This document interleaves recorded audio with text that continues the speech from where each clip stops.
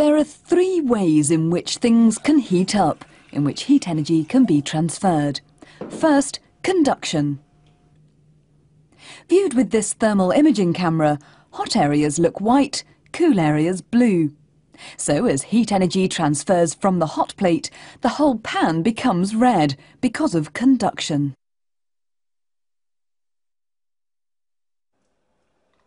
Here's another example. Put a hot block of metal on top of a cold block and see what happens.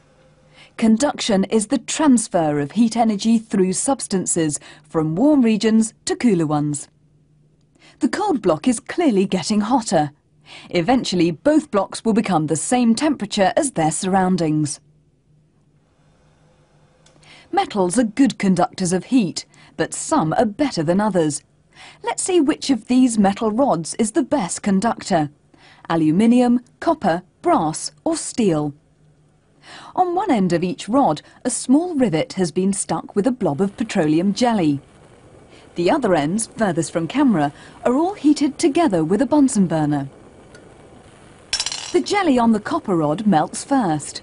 Copper is the best conductor.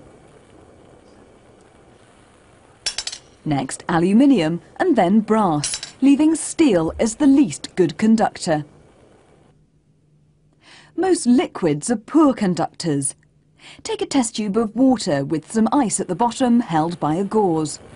If we heat the water at the top, what happens? The water at the top boils without melting the ice at the bottom. There's little conduction of heat down through the water. Most gases are also poor conductors. Our imager shows that the air around this Bunsen flame is relatively cold.